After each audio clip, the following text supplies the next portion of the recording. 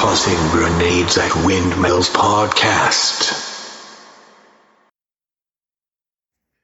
Welcome to the Tossing Grenades at Windmills podcast. This is Thomas Ricks, or TC Ricks, in the second of a four-part series called After the Coup. This one is titled Resistance. The shorthand version of this is, in the last one I spoke on how to survive, or the mindset of an individual simply trying to get by in a post-coup environment in the United States of America.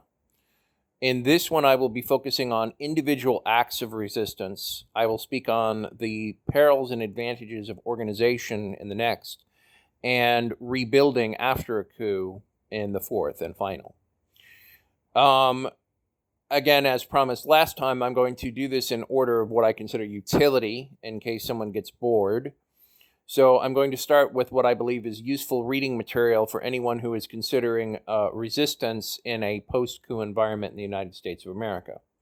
First and foremost, I'm going to recommend a novel called Wasp by Eric Frank Russell that was written in the 1950s and has an excellent idea of what an individual can do to help take down a totalitarian regime, but also help understand how you can be used by even well-meaning people, such as what happened to the Republican forces in the Spanish Civil War. The other one I'm going to recommend is Rules for Radicals by Saul Alinsky. This book is so effective that it's actually been co-opted by the right and was used to create the Tea Party movement, but fundamentals never go away. And it's very useful in understanding how centrists are both the obstacle and the goal in changing the Overton window or changing the conversation in any kind of revolution. And last, I'm going to recommend Resistance and Betrayal, the Death and Life of the Greatest Hero of the French Resistance by Patrick Marnhem, which is about a French revolutionary and how successful he was, how he organized it, and how he was ultimately betrayed. So that's, like I said, some homework if you choose to so investigate that.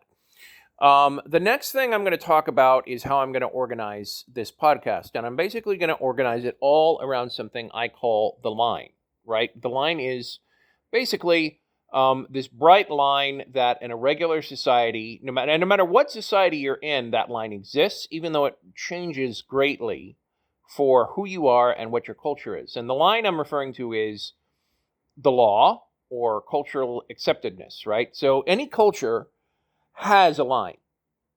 And that line is widely believed to be widely accepted, but it's a lot more subjective than you might think. In the United States of America, that line is generally if you're a felon, right? So even if you've been arrested and committed a misdemeanor, you're still on the right side of the law. You might be a hooligan. You might be somebody who basically comes close to the line, but you're not really considered to have crossed the line in terms of the acceptance of society unless you're a felon. There are, of course, other people that have different lines. For example, a Republican puts that line at one place, and a Democrat puts that line at someplace else. A member of a minority community puts that line at one place, and a white person typically puts that line somewhere else. But no matter where you put that line, you can probably agree, especially if you've actually traveled, that line is going to be different in Ireland or Saudi Arabia or North Korea, right? In North Korea, that line is very strict and has very deadly consequences if you cross it. And the reason I'm bringing this up is it's important that you understand, just as I brought up in the survival episode of the podcast, that this line is going to change, right? That line will no longer be about, are you a felon? That line is basically going to be loyalty. And you are probably aware by now of how Republicans think and how loyalty is the paramount Republican virtue. And this will be extended to the apparatus of the state, both formal and informal. You need to understand that, but here's the thing you really need to understand about the line. From birth, especially in American culture, we are taught to respect authority. We are taught to conform to society. And you need to understand that this line exists in objective and subjective reality, and the difference is very important. And if you are a resistor, you need to understand everything about this line. You need to understand that from an objective standpoint, this line only exists to the extent that it is enforced, right? So, in other words, if you are like 90% of the people in the world, at some point, either deliberately or accidentally, you have gone faster than the posted speed limit.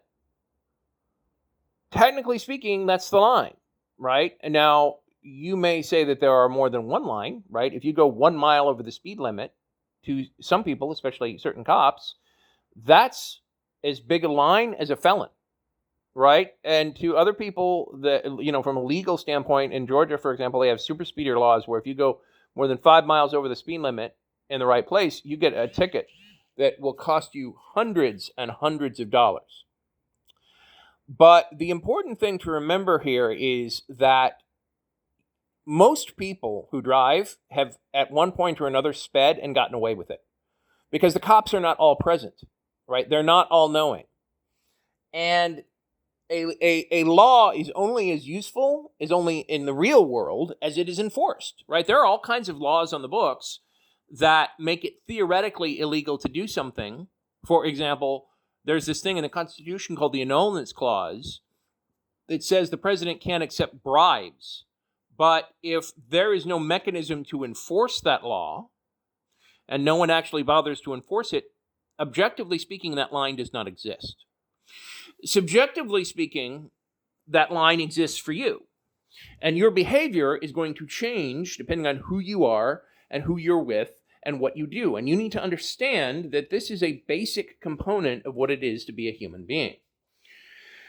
And you need to decide before you take any kind of an action as a resistor to understand that line and understand both objectively speaking where it is, i.e. where it's going to be enforced and how it's enforced and who is going to enforce it, and subjectively speaking in terms of, okay, where am I willing to go with regards to this line, how far over I'm going to go as an individual, and what am I going to do to avoid getting caught if I go over that line.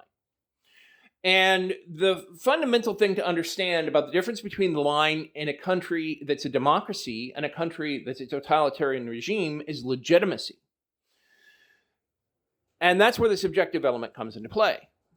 For me, personally, if a regime is a dictatorship, that line has no legitimacy, right? In other words, there might be my personal morals of, I find it wrong to kill someone,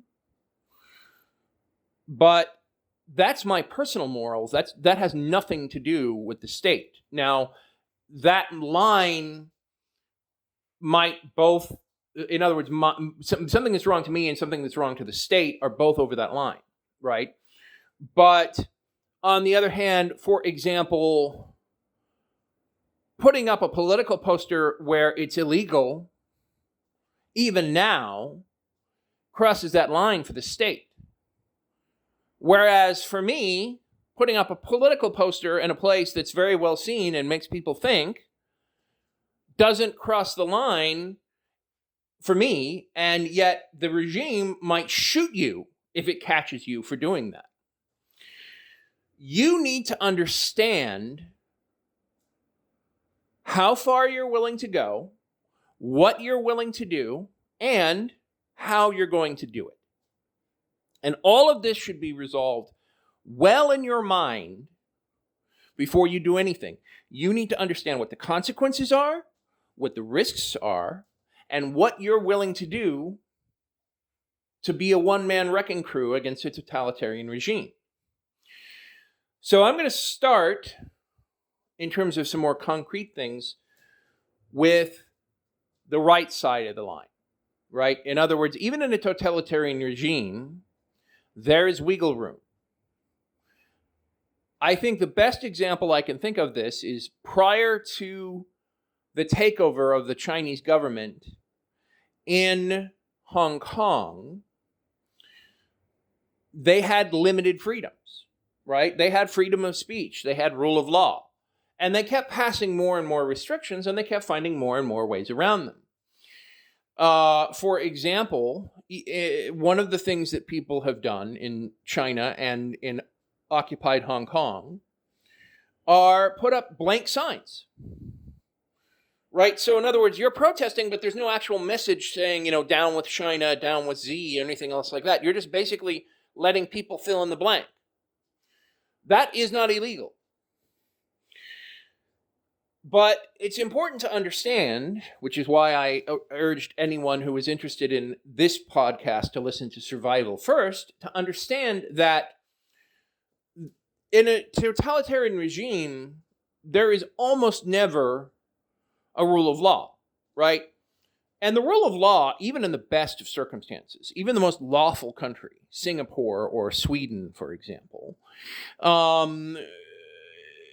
is very subjective, right? There's always the people that get away with it, whether it's children or the rich or scions of politicians. There's always uneven enforcement, even in the most lawful of societies. And generally speaking, totalitarian regimes are not lawful. So just because it says, for example, in the laws published by the regime, that it is okay to hold up a sign that has no message on it, and even do so with a bunch of your friends, doesn't mean you're not going to get punished for it. You need to understand this, and this is why I'm talking about the line. You need to understand that in the totalitarian regime, the line is very subjective. The line is what they say it is. And in this case, they is whoever is working for the state, either formally or informally. And there's a big difference there. Typically speaking, in illiberal democracies and totalitarian regimes in the 21st century, the apparatus of the state still has rules. There's a lot of reasons for this, among the which is if you have an organization without rules, then you are encouraging them to bend the rules for terms of corruption or to turn against you, right? Even from the rule of law is useful to a society not just because it helps the economy, but because it also provides stability. And at the end of the day, it is the goal of any would-be dictator or any would-be oppressive government to basically have them in charge and have the vast majority of the population go along with it. It's what I like to call the rule of comfort, right? In general, most people do not get up in the morning and say, you know what, I'm going to help overthrow the government today. And that percentage varies up and down depending on economic conditions and oppression by identity. For example, if you're in the majority privileged class, for example, in the United States of America, that would be white, middle class, in certain cases Protestant, in certain cases male, then you are the less likely person to be harassed by the cops or have unfair treatment. And the more the regime singles out subpopulations, the more it knows that it's risking a mass revolt, whether it be armed or disarmed. But you need to understand where that happens. But that's formal, right? So in other words, even in China, there are rules. They might be lackadaisically enforced, but they at least pay some lip service. They at least have some form of court. And granted, under the Xi regime, the thin veneer they had has become even thinner, but nevertheless, they're still there. But you need to understand as a resistor that every dictatorship and every illiberal democracy also has informal enforcement, right? It has paramilitaries. It has Proud Boys. It has thugs that basically exist to cause you problems. And these guys basically answer to no one. They are generally informally deputized and tolerated by the regime. They are given very loose guidelines to make life difficult for anyone that the regime does not like. In Hong Kong, this tended to be Yakuza gangs. In the United States, this would be Proud Boys or armed militias or MAGA hats.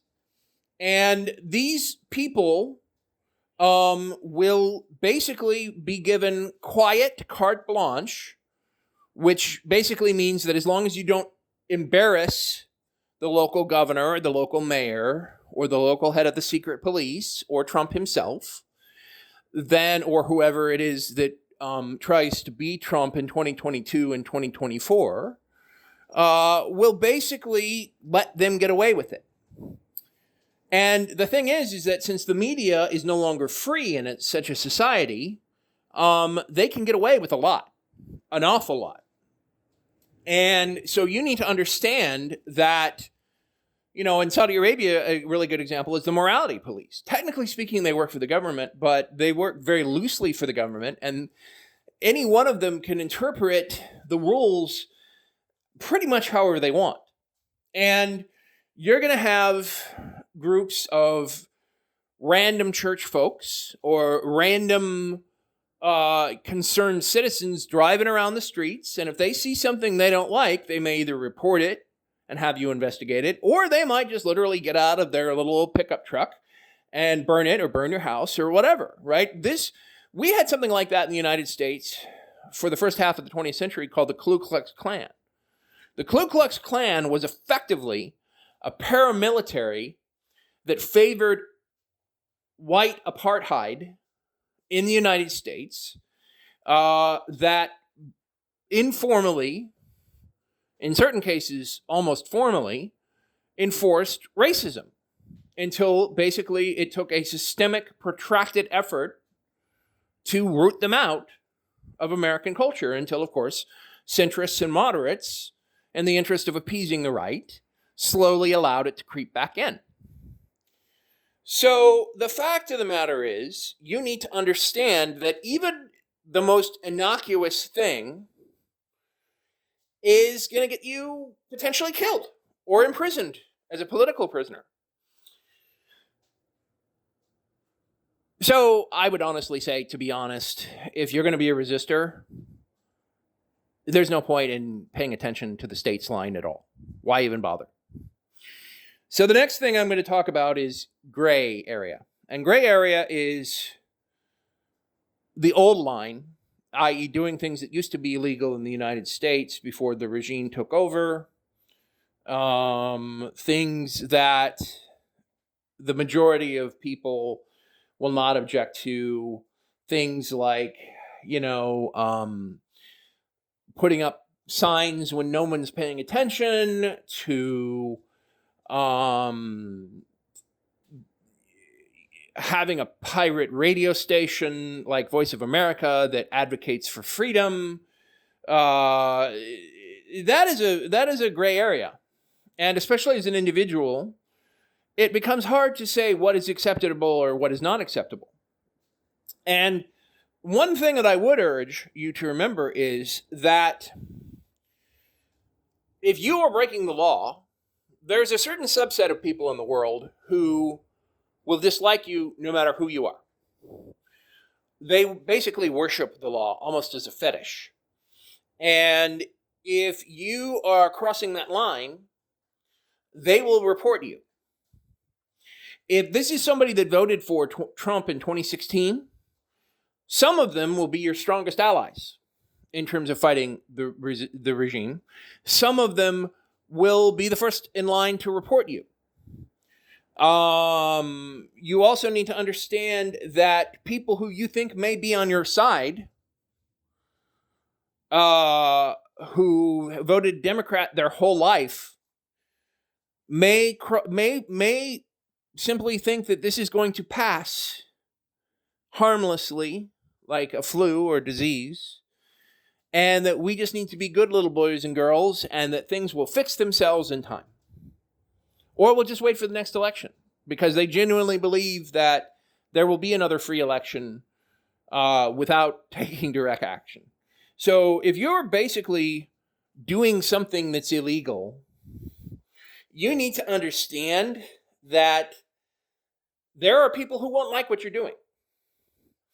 And even people who you think are your friend, that you have known your whole life, will turn on you on a dime. And as an individual resistor, you need to accept that fact. You need to understand that everything you do, short of keeping your head down and avoiding the authorities as much as you possibly can, puts you at risk and potentially puts everyone else around you at risk. Your friends, your loved one, your family. These people are routinely used as collateral punishment by oppressive regimes. And depending on how far you're willing to go, you need to understand that a punishment could be eked out simply by everyone in the proximate area, right? They could punish everyone on the block for putting up a political poster. One of the reasons I brought up Wasp is because one of the most brilliant acts of resistance I've ever seen was changing the size of a ball bearing that affected every machine that was affected down the pipeline. Ball bearing is a critical component in certain mechanical devices used for precision and exact motion. And if you change it even a little bit, everything, what to you might seem completely harmless is going to break the crap out of everything that it's involved in. And it might take time. Thousands and thousands of dollars may be harmed, right? If your choice is to enter the law enforcement apparatus of the regime or the military of the regime and work from within, you could potentially do a lot of damage within the system. But realistically, you also need to understand that you could end up, to maintain your cover, end up committing war crimes. Is that worth it? That's a decision you have to make. But I will tell you this. The more you understand ahead of time what it is that you have to do or want to do, the easier it will be to live with yourself after. But you also have to understand that people change and often regret their actions, or quite the opposite, as they get older and wiser, don't regret their actions. A lot of that sounded like I was talking around and dancing around certain subjects, but it's resistance as a concept is such a broad area because you can fight an oppressive regime in a lot of ways. You can try and inspire people. You can try and keep hope alive. You can make them look stupid because most regimes know that they aren't legitimate. And they know that there is no safe and stable mechanism for the transfer of power. One of the reasons democracies, by and large, are richer than regimes is because the rule of law ensures a lack of civil war. It allows a peaceful transition from one government to another without the destruction in lives and treasure and human property that typically happens in a civil war.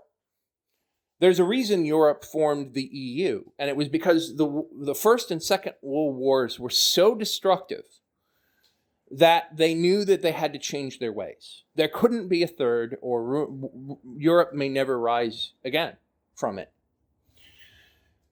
And that brings me to the next subject that is going to be uncomfortable for some of you. You need to understand that the United States is not Europe. The United States is not even China or even Russia. Both of those countries have had bloody and violent revolutions within the last 100 years. Just about everywhere in the old world has an unspoken understanding that if the military turns its guns on its people, that there will be recriminations, and when the people revolt, the people responsible for these actions will be imprisoned or killed. No such unspoken understanding exists in the United States of America. You might think it does, but you need a better understanding of American history. Since the beginning, the Whiskey Rebellion, the New York riots in the 1860s, the Rodney King riots, the Bonus Rebellion, the United States military has, usually very reluctantly, but at the behest of its democratically elected commander-in-chief, picked up weapons, pointed them at United States citizens, and pulled the trigger in which to end their lives under the right circumstances. In none of these instances, none, have members of the military been held accountable. And the primary reason for that is because for the last 200 years, the United States has had a democratically elected government. America is a violent culture, but we are also a democratic one.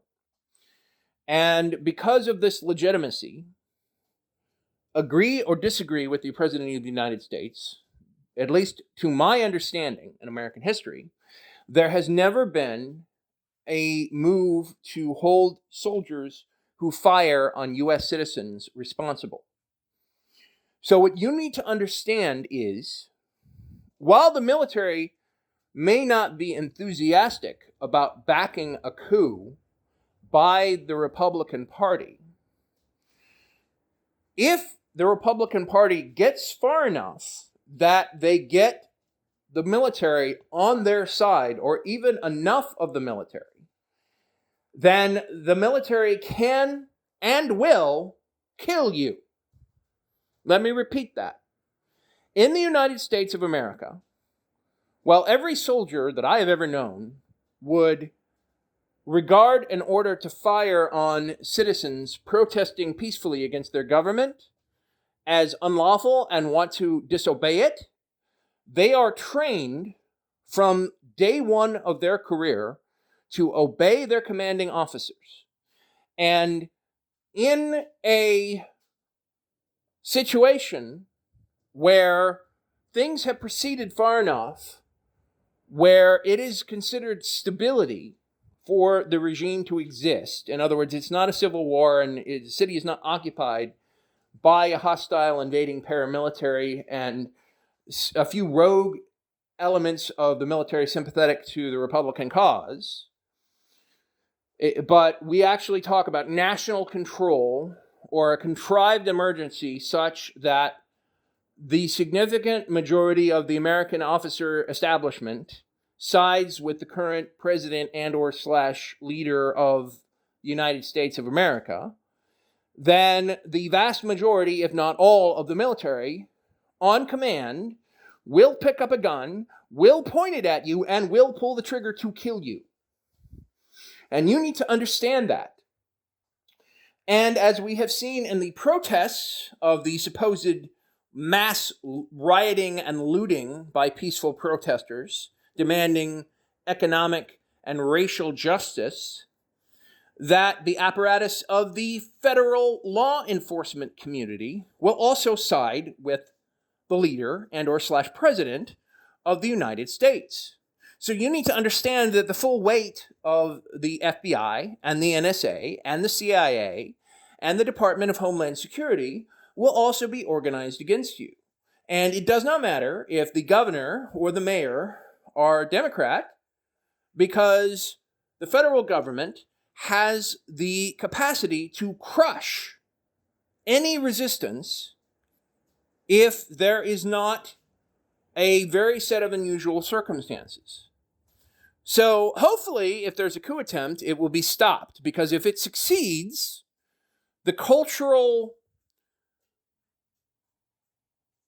velocity, the norm of American culture is obedience and compliance to authority. Which, if you understand the Nuremberg trials or watch the trial at Nuremberg, you will understand that the reason the Nazis got away with what they did in the United States of America is a lack of empathy, which we all know a certain percentage of our population has, and a willingness to obey authority. And that's the vast majority of Americans. Americans like to think of ourselves as rebellious. We were founded on rebellion. But since then, we have been raised, since day one of kindergarten, to adhere to authority. So you need to understand that before you start fighting it, in whatever form you so choose.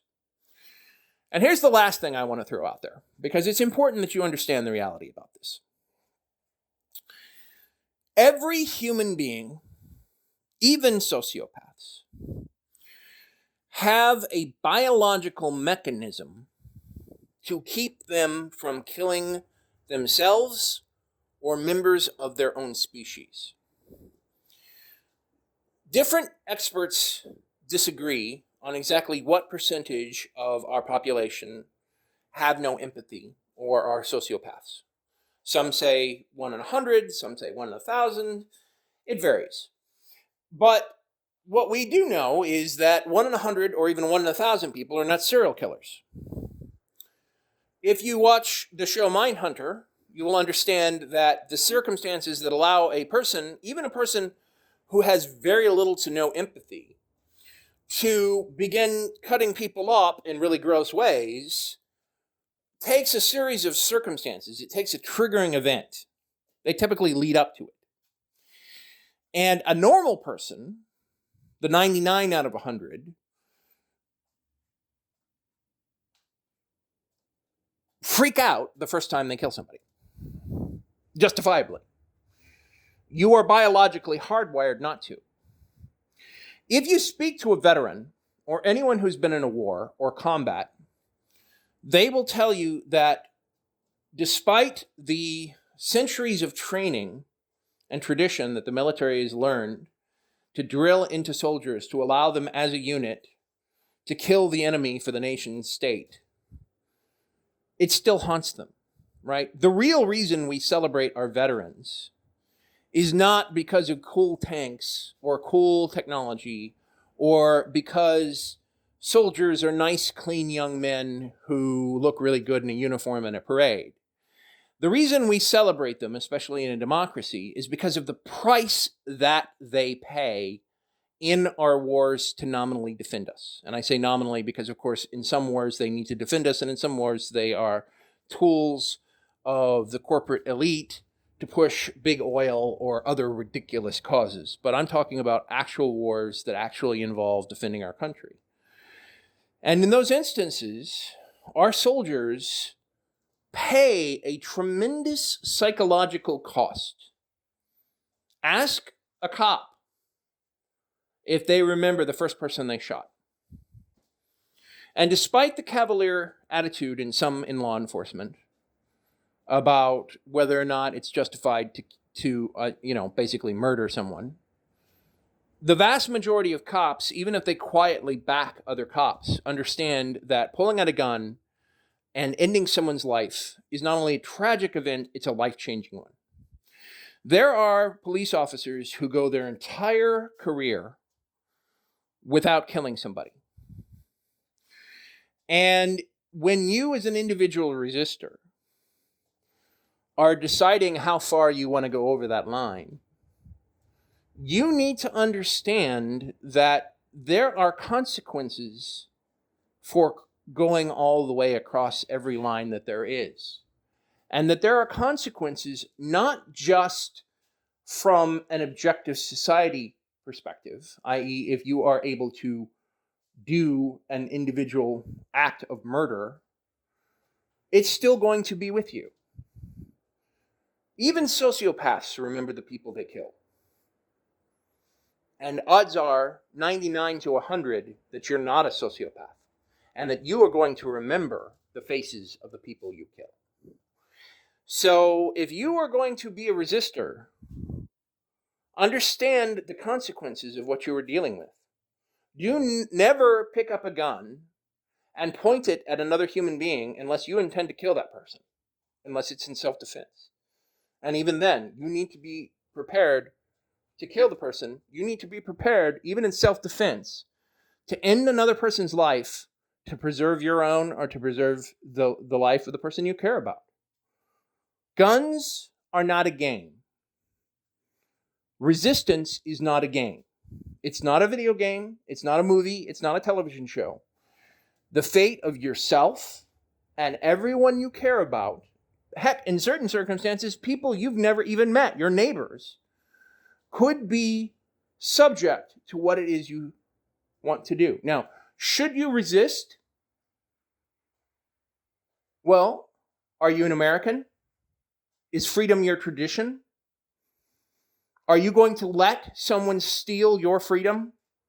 Are you going to fail to do what others have done throughout the world in keeping the torch of liberty alive? That shouldn't even be a question if you have any integrity. That's not the question. The question isn't, should you resist? The question is, what are you prepared to sacrifice to do it? And you need to understand the consequences of what you or others could sacrifice in the act of resistance to a regime.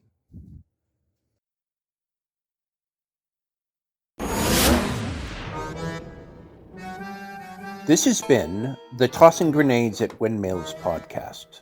Buy my book, Have Name Will Travel, at Amazon and other markets. RedAnvilCreative.com contains all our podcasts. Copyright 2020.